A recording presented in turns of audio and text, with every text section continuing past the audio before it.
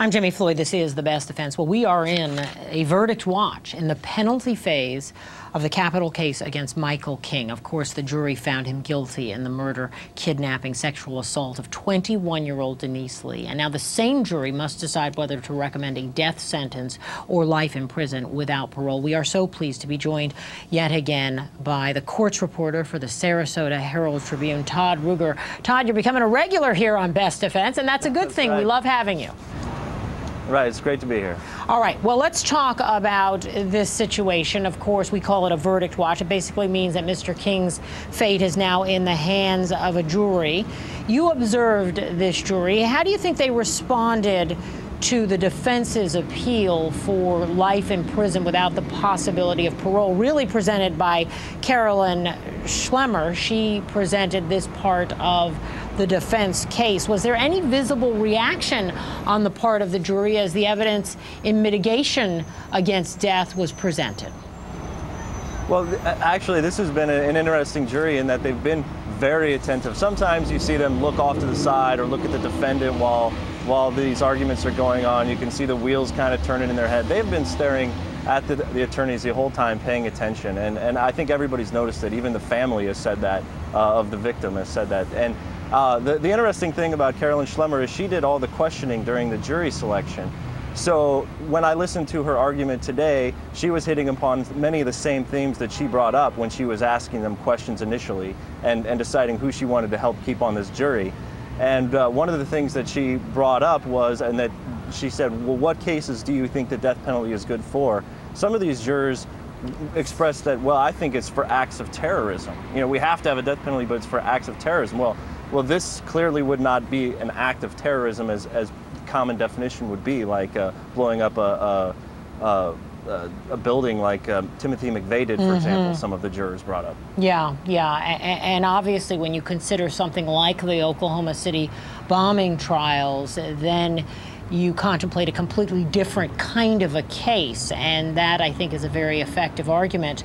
Let's talk a little bit about the victims' families, because, of course, I have quite a number of emails from viewers asking about the Goff and Lee families, and you made, Todd, a very, very, I thought, compassionate point that the penalty phase in this case, and I think in any case, is very difficult for victims' families because it's really not about the victims. It is about the defendant, and that's very, very tough for victims to sit through and to live with.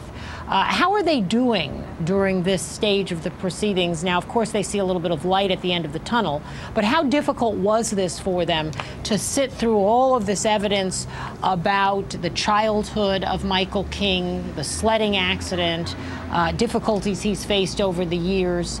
How did they cope with it, and how are they doing now, if you know? Well, it was obviously frustrating for them, and the way they coped with it was by pointing out what they think is the obvious thing, that, okay, if you hit a pole on a sled going 40 miles an hour, you're going to crack your skull.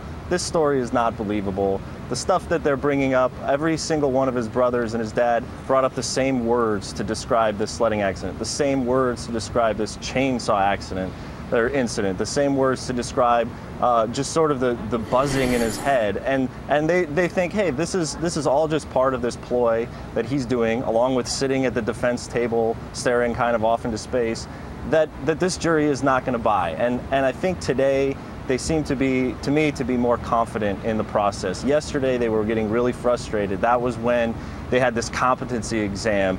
The whole future of this penalty phase was in jeopardy, and they were stressed out about that. Today they look a little bit more relaxed, and like you said, light at the end of the tunnel, because everybody's expecting a verdict this afternoon, and they're confident that the jury is going to come back the way they want, which from the very beginning they've pushed for the death penalty. And yet there was the testimony of Dr. Wu, who is not unfamiliar to us, and certainly to you, Todd Ruger, a well-respected medical professional. Tell us a little bit about Dr. Wu. He testified, I believe, also in the Cooey matter, right? Or was it Joseph? Or was it Joseph Smith? In Cooey? He testified in Cooey. He also testified in a trial that was known as the Xbox murders over on the East Coast. And right. I think what the testimony was about 30 cases, always for the defense. But the defense is the one that brings up this issue. This is a head injury from the past going to affect somebody's behavior ongoing in the future? And there have been a lot of studies that have shown that that head injuries can make people more violent.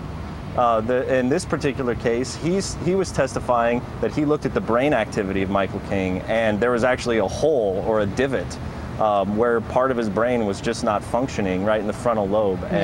And he came to some conclusions about that the prosecution really did not buy. So yeah, and it didn't work in the Cooey case either. And you look at Cooey, there's the PET scan, the brain PET scan of King, and then there's the control sample. And of course, you look at somebody like Cooey, who is on death row, and a horrific case, perhaps one of the few cases we've covered that might be as horrific as this one.